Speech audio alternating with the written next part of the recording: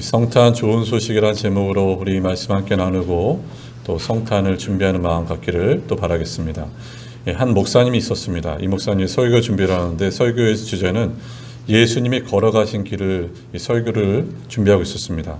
설교를 준비하는 가운데 그 교회에 한 낯선 사람이 들어왔는데 노숙하신 분이 들어왔어요. 그래서 목사님 설교가 다 마치지 않고 그래서 짜증난 마음으로 이 노숙하신 분을 문전박대했습니다. 그러면서 설교를 다 마쳤어요. 그래서 이 말씀을 가지고 주일날 전합니다. 예수님께서 십자가의 길을 걸어가신 것처럼 우리 모두 십자가의 길을 걸어갑시다. 이렇게 설교를 마칠 때쯤에 한 분이 들어왔습니다. 예배당에. 그분이 누군가 이 목사님이 문전박대해서 쫓아내셨던 그 노숙자분이에요. 이분이 잠시 앉았다가 예배가 끝나고 나가는 가운데 쓰러지셨어요. 그리고 수요일 안에 며칠 안에 돌아가셨습니다. 목사님한테 굉장히 큰 충격으로 다가왔습니다. 내가 그때 설교를 준비하다가 짜증내서 문전박대했던 그 모든 내용들이 생각나게 되고 또 하나님께 회개하는 마음, 심령이 막 생기기 시작하죠. 그래서 그의 마음가운데 생겨진 마음은 이것입니다. 예수님이라면 어떻게 하셨을까? 이 단어가 생각났어요. 그래서 자신의 표어가 되고 또 모든 성도님들에게 예수님이라면 어떻게 하셨을까라는 제목을 가지고 계속해서 강조하며 나갑니다. 결국 이게 책이 되었어요. 그래서 베스트셀러죠. 예수님이라면 어떻게 하셨을까? 이 책이었습니다. 이 책을 읽은 언론인들은 좋은 책들을 내기 시작하고 또 사업을 하셨던 분들은 예수님이라면 어떻게 하셨을까 이런 마음을 사업하니까 사업이 점점 더 기반이 생겨지게 되고 또한 학생들을 가르친 선생님들도 예수님이라면 어떻게 하셨을까 이런 마음으로 아이들을 가르치니 아이들이 온유한 마음으로 키울 수 있는 것, 자라게 하실 수 있는 거죠. 마찬가지입니다. 저와 여러분도 우리가 행동할 때, 말할 때, 표정 지을 때 이렇게 생각하셔야 돼요. 예수님이라면 어떻게 행동하셨을까? 예수님이라면 어떤 말을 하셨을까? 예수님이라면 어떤 표정을 지으셨을까? 예수께서 2000년 전에 이 땅에 오셨습니다. 성탄, 좋은 소식을 가지고 오셨습니다. 우리가 오늘 이 좋은 소식을 함께 나누고자 합니다. 첫 번째 우리가 살펴볼 것은 동정녀 탄생입니다. 우리 18절 다시 한번 보실까요? 이렇게 나와 있습니다. 예수 그리스도의 나심은 이러하니라 그의 어머니 마리아가 요셉과 약혼하고 동거하기 전에 성령으로 잉태된 것이 나타났더니 이렇게 나와 있어요. 마리아와 요셉은 약혼한 상태입니다. 주 1세기 유대에서의 약혼은 오늘날 우리 약혼보다 훨씬 강한 법적 구속력을 가지고 있어요. 마치 결혼한 상태와 다를 바가 없습니다. 그래서 이 상태에서 간음을 저지르면 간음죄에 적용됩니다. 그리고 이들이 1년 후에 결혼하게 되는 것이 당시 유대의 관습이었습니다. 근데 마리아와 요셉과 동거하기 전에 아이를 잉태했습니다.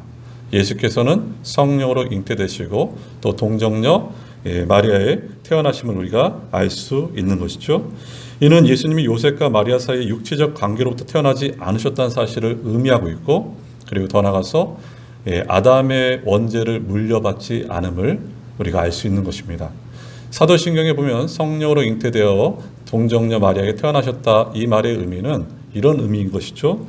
다른 어떤 것보다도 예수님이 육체를 가지고 이 땅에 태어나게 하신 장본인이 바로 성령 하나님이란 사실이고 그리고 예수께서 참 하나님이시고 참 인간으로서 우리의 죄를 다 짊어지시고 죄가 없으신 그분이 하나님의 공의를 만족시켰음을 우리가 이 내용을 통해서 알 수 있습니다. 그렇다면 여러분 우리 이런 질문을 해보셔야 돼요.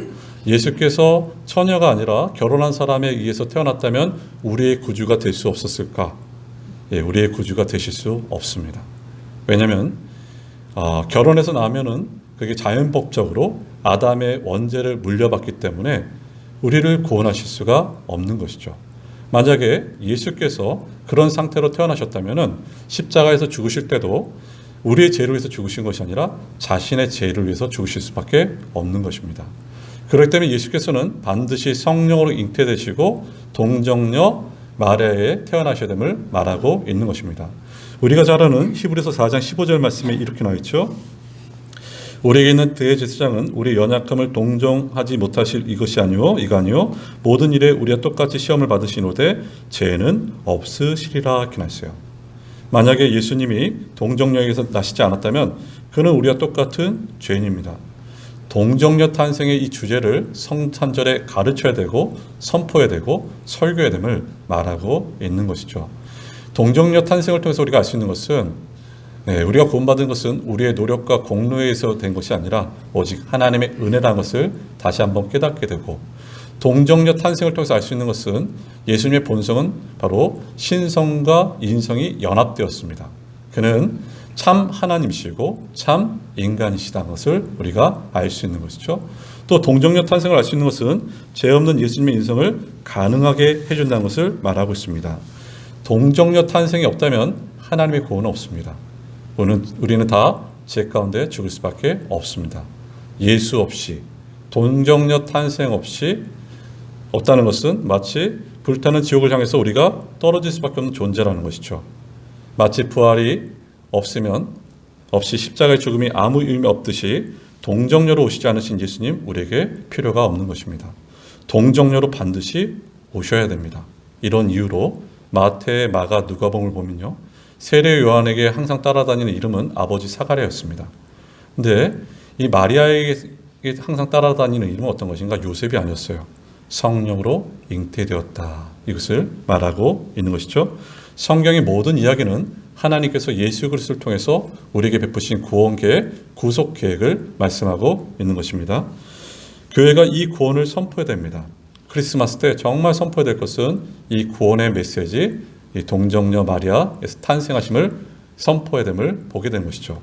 여러분, 구원이란 말은 히브리어로 넓어진다는 의미를 가지고 있어요. 바로 이것이 구원이란 단어를 말하고 있습니다. 좁은 공간에 갇혀서 압박을 받고 제한을 받고 비좁은 상태에 있던 내가 하나님의 은혜로 구원을 받아서 넓은 세계를 보게 되는 것입니다. 땅에만 매어있고 물질에만 매어있던 나의 좁은 자아가 하나님의 원대한 창조 계획과 원대한 구원의 계획을 보고, 구속의 놀라운 계획을 보고 그 세계 속으로 들어가는 것이 바로 구원입니다. 하나님께서 우리를 이렇게 구원케 하셨어요. 좁아진 내가 넓은 세계를 보게 된 것입니다. 땅에만 매였던 내가 바로 하나님의 원대한 창조와 구속 계획을 보게 된 것이 바로 구원입니다. 여러분, 성탄절은 십자가의 중심성으로 말씀이 선포되어야 됩니다. 우리의 마음과 우리의 기 가운데 이것이 선포되어야 돼요. 바로 하나님께서, 아니 예수께서 나를 위해서 죽으셨다. 이 메시지가 전파되어야 됩니다. 설교자들은 교인들이 굳어진 마음 가운데 계속해서 이 말씀을 전해야 됩니다. 예수가 나를 위해서 죽으셨다. 예수가 나를 위해서 죽으셨다. 예수가 나를 위해서 죽으셨다. 왜 이렇게 강조해야 되냐면은 다른 어떤 것이 아니라 우리의 마음은 완악하여져서 오직 예수의 보혈이 우리 마음 가운데 흘러넘쳐야 되는 것이고, 또한 우리의 마음이 완악해져서 예수의 생수의 강이 흘러넘쳐야 되기 때문임을 보게 됩니다. 성탄의 메시지는 오직 이것입니다. 바로 예수예요. 그렇다면 예수께서 거룩한 잉태와 거룩한 출생은 우리에게 어떤 유익을 줄까? 이것이죠. 우리는 잉태되고 출생할 때부터 가지고 있는 우리의 죄가 있습니다. 근데 하나님께서, 우리 구주께서, 순결하고 거룩하신 그분께서 우리의 죄를 다 가려주셨어요. 갚아주셨습니다.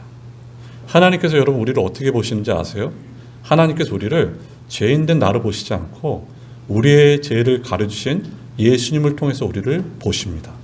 그래서 예수님을 받으셨기 때문에 우리를 받으신 것이에요. 이게 참 큰 은혜입니다. 하나님이 우리를 보시되 어떻게 보시는가? 구원받은 자로 우리를 보신다, 이렇게 말하고 있어요. 두 번째 우리가 살펴볼 것은 바로 예수의 이름입니다. 그 내용이 21절 말씀 보실까요? 21절 이렇게 나와 있죠. 아들을 낳으리니 이름을 예수라 하라. 이는 그가 자기 백성을 그들의 죄에서 구원할 자이심이라 하니라. 이렇게 나와 있어요. 예수의 이름은 자기 백성의 죄에서 구원코자 한다, 이 의미를 가지고 있죠. 당시 사람들이 예수의 이름을 졌습니다. 그 이유는 로마에서 또한 다른 적대국에서 압제로부터 풀려나고자 하는 그런 소망, 자신들을 경제적, 국방적으로 인도할 그런 메시아를 기다렸습니다. 하지만 예수의 이름 뜻은 자기 백성의 죄에서 구원코자 하는 것이 예수의 이름의 뜻입니다. 이 부분을 우리가 정확히 아셔야 돼요. 여러분, 우리는 예수께 구하실 수 있어요. 우리의 병든 몸을 치료해달라고 구하실 수 있어요. 그리고 또한 우리의 여러 가지 빚 때문에 그리고 자녀 문제, 취업 문제, 또 대학 문제 이런 거 구하실 수 있습니다. 장사와 사업을 해서도 예수께 구하실 수 있어요. 하지만 우리가 먼저 깊이 생각해야 될 것은 예수님이 이 땅에 왜 오셨냐는 것이에요. 예수님이 이 땅에 오신 목적은 나의 어떤 부와 건강에서 오신 것이 아니라 예수께서 이 땅에 오신 목적은 나의 죄를 고치고자 이 땅에 오셨다는 것을 잊지 마셔야 됩니다. 마가복음 2장에서도 우리가 잘 아는 것처럼 예수님께 중풍병자가 그 친구들과 함께 나옵니다. 중풍병자 친구들이 그 예수님을 데리고 나오죠. 근데 우리에서 거기서 알 수 있는 것은 예수께서 중풍병자를 고치시기 전에 이렇게 말씀하셨어요. 네가 제사함을 받았노라 이렇게 말하고 있어요. 근데 우리가 여기서 알 수 있는 것은 어떤 것인가? 예수께서 이 땅에 오신 것은 우리의 죄를 사하시고자 이 땅에 오신 것입니다. 예수님은 어떤 축복 자판기가 아닙니다.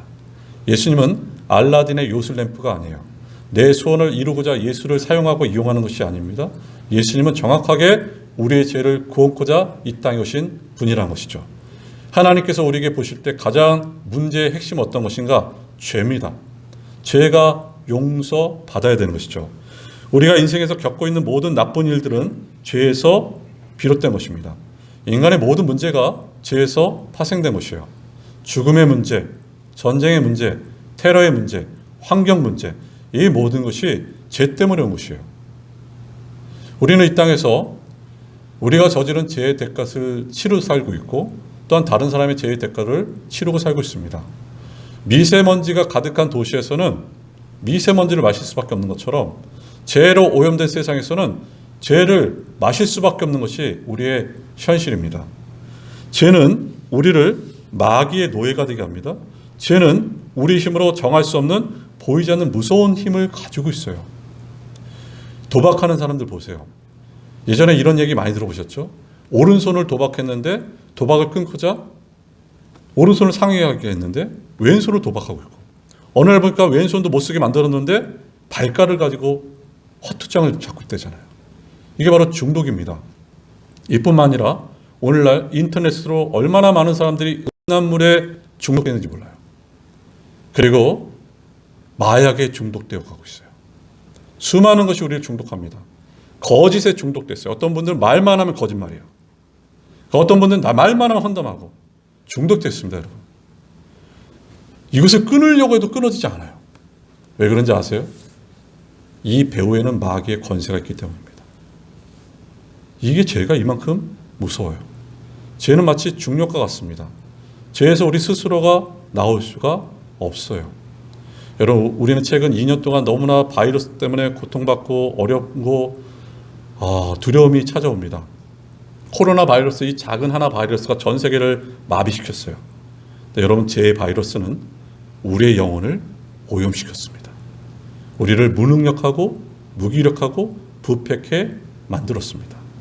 불교나 유교에서는 선한 업을 쌓으라고 말합니다.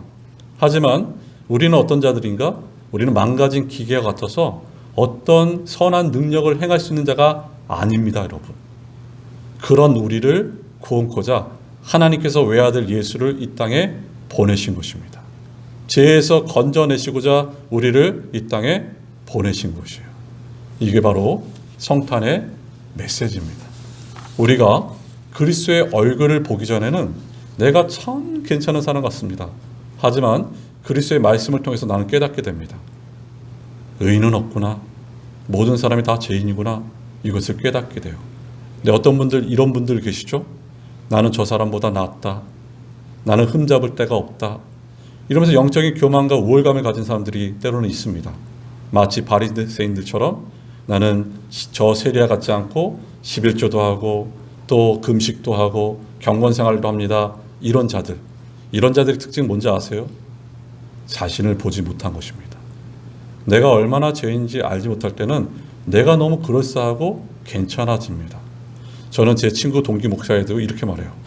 그 친구들이 가끔 저를 칭찬할 때 진짜 이렇게 말합니다. 목회를 하면 할수록, 하나님을 알면 할수록 이런 고백이 나온다. 내가 죄인 중에 괴수구나, 이것이에요.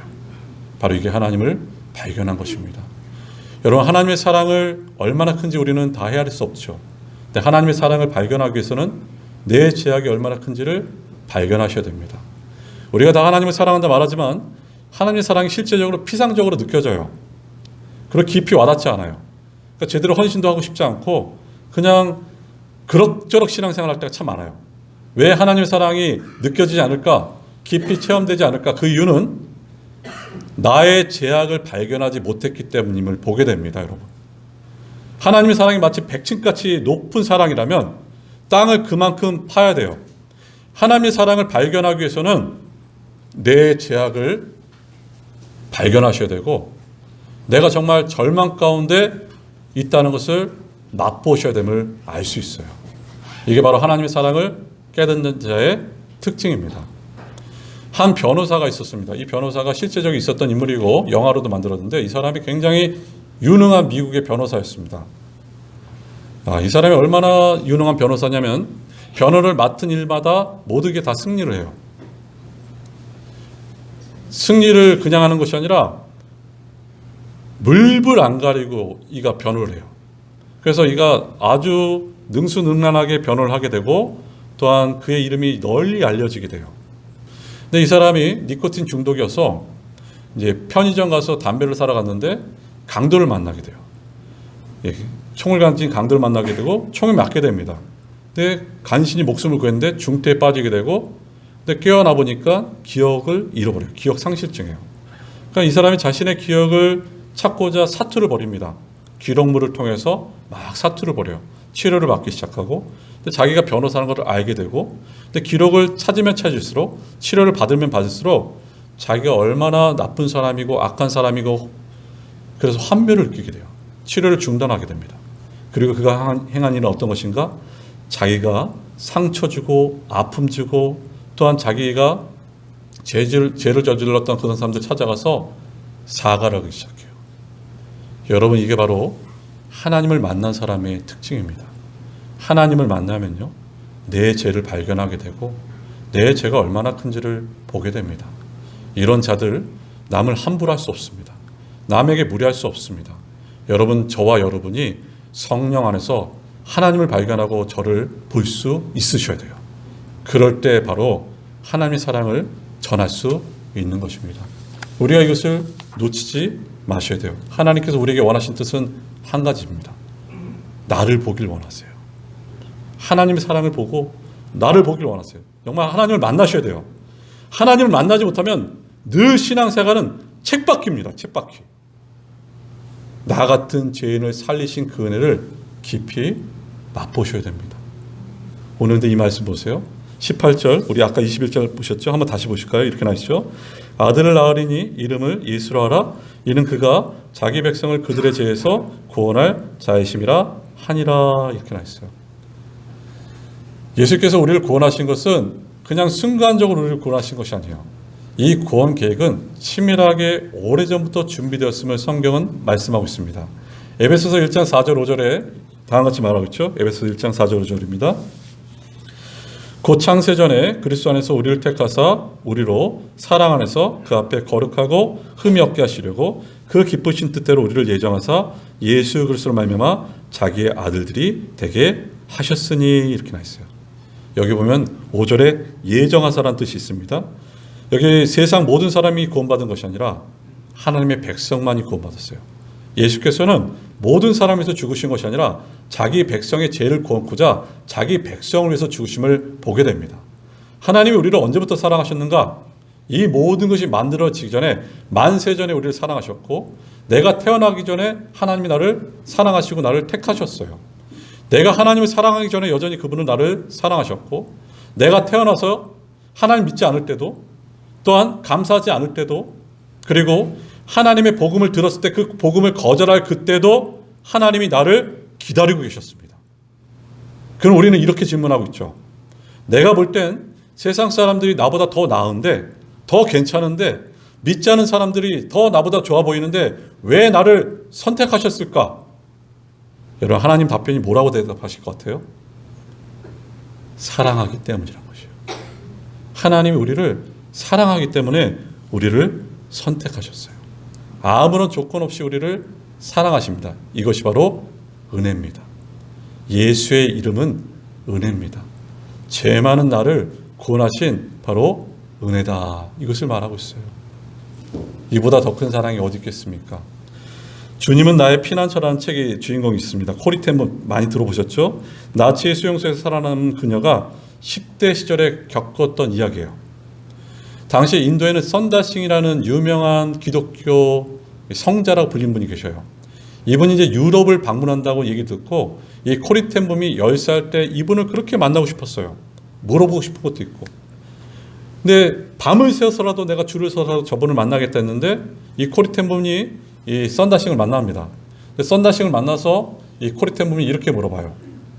당신은 어떻게 그렇게 하나님의 사랑을 많이 받아서 기적을 많이 베푸십니까? 이렇게 말했는데, 물어봤는데 이 선다싱이 코리 텐본에게 이렇게 대답합니다. 10살 먹은 아이에게 너가 기적이다 이렇게 말하고 있어요. 네 자신이 기적이다. 왜냐하면 우리 인간은 하나님을 거절하고 거부하는 것이 우리의 본성인데 내가 하나님을 받아들이고 하나님을 아버지로 고백하는 그 자체가 바로 기적이다. 이것을 말하고 있어요. 여러분, 산이 쪼개지는 것도 위대한 일입니다. 바다가 갈라지는 것도 위대한 일입니다. 근데 이보다 더 위대한 일은 어떤 것인가? 내가 바로 하나님을 믿고 예수 그리스도로 말미암아 구원받은 자체가 우리에게 가장 큰 기적입니다. 이보다 더 큰 기적 없습니다.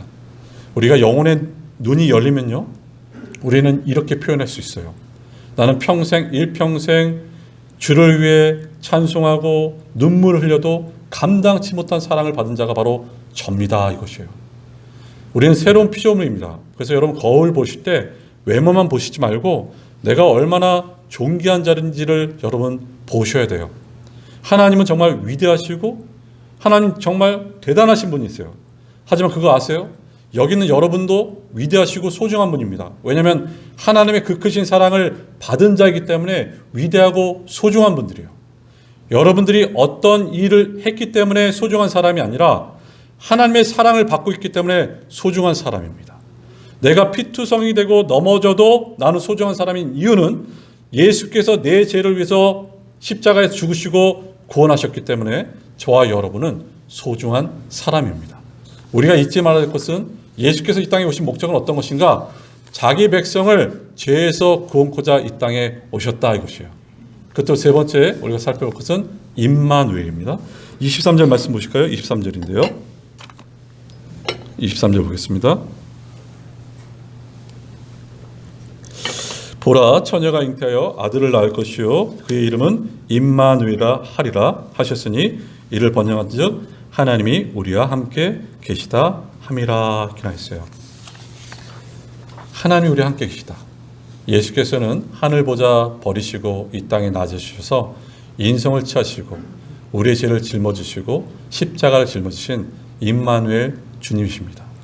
이 임마누엘 예언은 이사야서 7장 14절에 다음과 같이 말하고 있죠. 한번 보실까요? 이사야서 7장 14절입니다.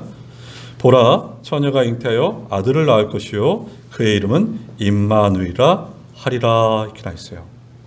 이사야 때는 주전 735년 당시 북이스라엘 베가와 아람한 느신이 유다를 침공합니다. 연합군이 침공해요.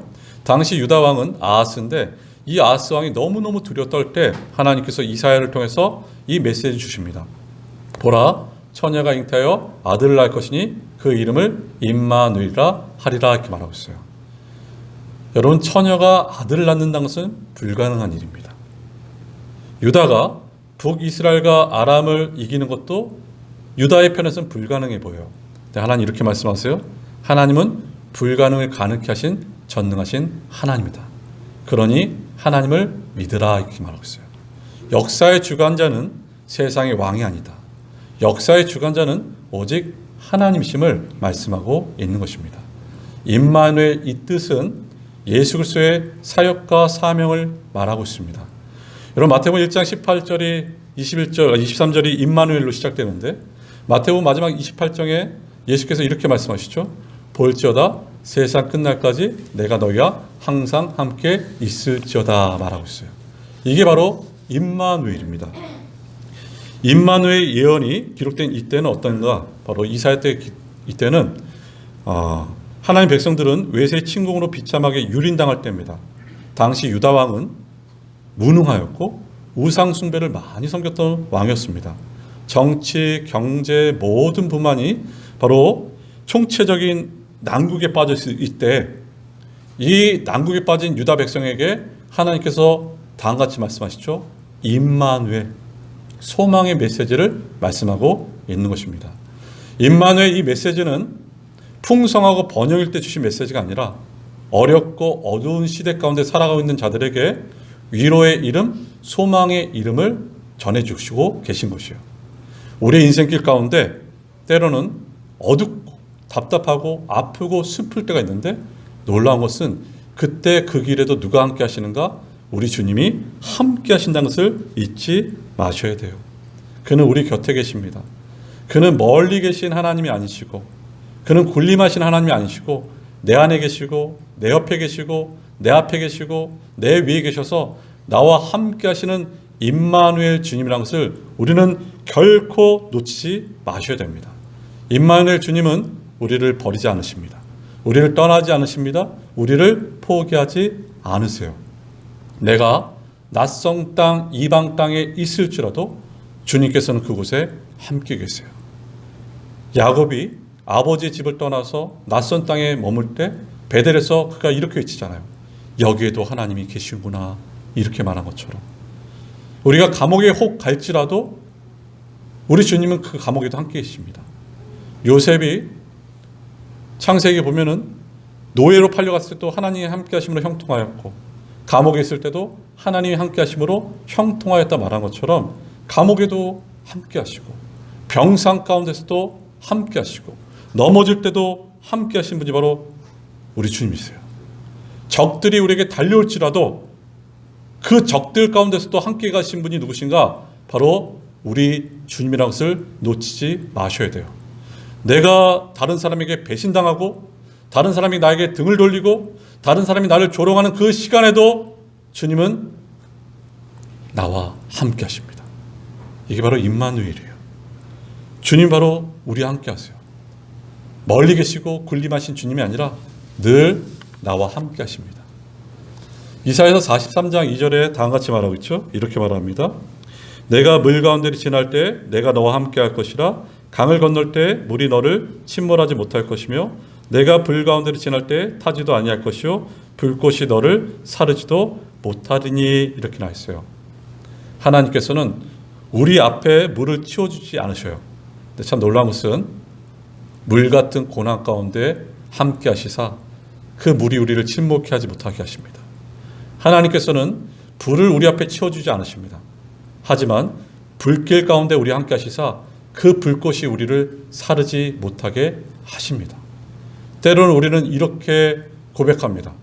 왜 하나님이 나를 사랑하시는데 내 앞에 여전히 불과 물 같은 고난이 많을까? 이렇게 말하고 있어요. 우리 신앙의 고민은 여기 있습니다. 하나님이 나를 택하시고 하나님 나를 사랑하시고 예수가 나의 죄를 구원하셨는데 왜 나는 여전히 이 고난이 연속일까? 이런 의구심이 끝이 없어요. 여러분 그거 아세요? 그 고난의 길 가운데, 그 물 가운데, 불꽃 가운데, 그 고난의 길 가운데 우리 주님이 나와 함께 하시는 것을 놓치지 마셔야 돼요. 이게 바로 하나님의 임재입니다. 하나님께서 우리와 함께 하는 것을 우리는 잊지 마셔야 돼요. 성경에 보면 두려워하지 말라는 말이 참 많습니다. 여러분 한 주간 살아가면서 얼마나 많은 두려움을 갖고 계셨어요? 끊임없이 우리에게 두려워하지 말라 말씀하세요. 근데 두려워하지 말라 말씀하실 때 항상 옆에 있는 단어가 뭐냐면 내가 항상 너와 함께 할 것이다, 이렇게 말하고 있어요. 우리 믿음의 선배들 보세요. 아브라함이 두려워 떨 때도 아브라함아 두려워 말라, 내가 너의 방패고 내가 너의 가장 큰 상급이다. 두려워하지 마라. 이삭과 야곱이 여호수아가 두려워 떨 때도 모세와 함께 했던 것처럼 내가 너와 함께 할 것이다, 이렇게 말하고 있어요.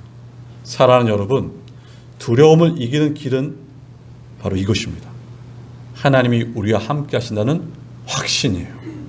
그럴 때 우리는 두려움을 이길 수 있습니다. 근데 왜 우리가 두려워하는지 아세요? 그 이유는 우리가 가지고 있는 자원을 가지고 그 문제를 해결을 할 때 우리는 두렵습니다. 내가 가진 자원이 한계가 있어요. 때로는 내가 가진 문제가 너무 클 때 우리는 그 문제를 해결하지 못하기 때문에 우리는 두려워 떱니다. 하지만 내가 커지면 그 두려움, 그 문제를 해결할 수 있기 때문에 우린 두려워하지 않을 수 있어요. 내가 스스로 커지는 것이 아니라 하나님이 나와 함께한다는 확신이 우리가 두려움에서 이길 수 있는 것입니다. 오늘 보십시오. 오늘 살아가고 있는 우리에게는 여러 가지 두려움들이 있습니다. 건강의 두려움, 죽음의 문제의 두려움, 자식의 앞날에 대한 두려움, 노후에 대한 두려움, 코로나19로 경제에 대한 두려움, 앞으로 이것이 언제까지 이어질까 하는 그 두려움들이 우리에게 몰려올 때가 많아요. 근데 여전히 우리는 우리 힘을 가지고 이 두려움을 해결하려 하기 때문에 우리는 여전히 두렵습니다. 여러분, 우리가 두려워하지 않는 방법은 단 한 가지입니다. 어떤 것인가? 금요 기도회 때도 같이 나눈 말씀처럼 엘리야가 사르밧 가부의 집에 들어갔을 때 사르밧 가부가 놀라운 기적을 보았지만 아들을 잃었습니다. 아들이 죽어요. 근데 엘리야가 어떻게 말했냐면 아들을 내게 달라 말했어요. 근데 이 가부가 아들을 엘리야에게 줍니다. 바로 여기 답이 있어요. 이 과부가 끊임없이 아들을 붙잡고 있었다면 기적과 능력과 부활을 볼 수 없었습니다. 근데 이 과부가 엘리야에게 줬을 때, 마치 하나님 품에 맡겼을 때 기적과 능력과 부활을 볼 수 있었던 것처럼 저와 여러분이 어떻게 사셔야 되는가? 작은 문제든 큰 문제든 내 품에 갖고 있는 것이 아니라 하나님의 품에 그것을 맡기셔야 돼요. 왜냐하면 하나님은 항상 저와 여러분과 함께 하시기 때문이기에, 지금부터 영원까지 늘 우리와 함께 하실 분은 우리 주님밖에 없습니다. 이게 바로 임마누엘이에요. 한 목회자의 글을 보니까 이렇게 표현하고 있습니다. 그 교회는 좀 규모가 큰 교회예요. 근데 이분이 오래전 일이죠. 성탄절이 임하기 전에 어떻게 좋은 일을 할까 해서 주변의 이웃들을 돌봐야겠다. 당시 주변에 오래전이기 때문에 판자촌이 있었습니다. 그래서 그 지역에 해마다 교회가 쌀과 연탄을 계속해서 공급을 해드렸어요. 근데 어느 해는 이 목사님이 어떤 마음을 가졌냐면은 올해는 내가 직접 한번 찾아가야겠다. 이분들을 방문해야겠다 해서 성도님 몇 분과 함께 그곳에 찾아갑니다. 그래서 사정을 이렇게 여쭤봐요. 진짜 갔더니 너무너무 못 살아요. 그래서 어떻게 잘 계십니까? 물어봤더니 이분들이 하는 말 중에 잊지 못할 말을 합니다. 목사님께서 교회가 해마다 우리에게 쌀과 연탄을 주셔서 감사합니다.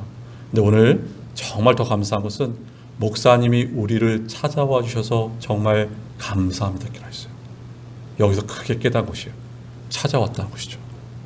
예수께서 우리를 찾아오셨습니다. 그분이 그 높은 보좌를 버리시고 우리를 찾아오셨습니다.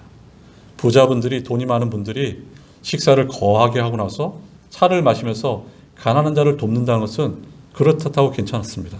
근데 그 부자가 자기의 재산을 다 기부하면서 가난한 자처럼 될 수는 없어요. 그건 어려운 일이에요. 근데 우리 주님은 어떻게 하셨습니까? 우리 주님은 그 모든 것 다 내려놓으시고 인간이 되시고 우리의 겪는 모든 것을 경험하신 분이 바로 우리 주님이십니다. 이게 바로 임마누엘, 우리를 찾아오셨다고 했어요. 여러분, 톨스토이 글 중에 유명한 글이잖아요. 여러분 보셨을 것이에요. 톨스토이가 어느 날 목욕을 하고 나옵니다. 근데 문둥병자를 만나요. 근데 이 나병 환자가 이 톨스토이에게 어떻게 하냐면은 나에게 좀 먹을 것을 달라, 돈을 달라고 말합니다. 근데 톨스토이는 당시에 돈이 없었어요. 그래서 선생님, 내가 돈이 없습니다, 이렇게 말해요. 근데 이 나병 환자가 끝까지 돈을 달라고 구걸을 합니다. 근데 톨스토이가 어떻게 했는가? 목욕을 한 손은 깨끗하잖아요. 근데 나병 환자의 손은 깨끗이 않잖아요. 근데 이 톨스토이가 나병 환자의 손을 덥석 잡고 이렇게 말했어요. 형제여, 내가 정말 돈이 없지만 당신을 위해서 기도하겠습니다. 이렇게 말했어요. 근데 이 나병 환자에 어떻게 나왔는가? 얼굴 표정이 달라지면서 방금 당신이 나에게 형제라 말했습니까? 나는 그러면 족합니다. 나는 이보다 더 좋은 말을 들을 수가 없습니다 하면서 돌아갔어요. 여러분, 사랑이란 희생과 헌신과 함께하는 것이 사랑입니다. 우리 예수께서 성령으로 잉태되어서 동정녀 마리아에 탄생하셨어요. 우리의 죄를 구원하셨습니다. 그리고 구원하실 뿐만 아니라 임마누엘 되신 주께서 우리와 함께 하세요. 그렇다면 주께서 우리에게 원하시는 길은 뭐겠습니까? 내 주변의 가족들, 내 주변의 교회 지체들에게 헌신과 사랑으로 함께하는 것이에요. 여러분, 내 주변의 이웃들 함부로 대하지 마십시오. 무례하게 대하지 마십시오. 이 한 사람 한 사람 다 소중한 사람들이에요. 주께서 피값 주시고 사신 소중한 사람들이에요. 이 소중한 사람들을 향해서 상처 주지 마세요. 언제까지 상처 주시겠어요? 언제까지 저들을 모독하겠습니까? 저들은 주님이 피값으로 사신 자들입니다. 오늘 이 메시지 귀로 그냥 흘러가게 하지 마시고 오늘 나에게 주신 메시지입니다. 예수가 나를 위해 죽었다. 예수가 나를 위해서 죽었다. 내가 구원받았다. 내가 구원받을 뿐만 아니라 그 예수가 나와 함께 지금부터 영원까지 함께 합니다. 이 고백이 성탄의 메시지입니다. 오늘도 이 말씀 믿으시고 한 주간을 복되게 살아가시길 바라면서 우리 기도하겠습니다.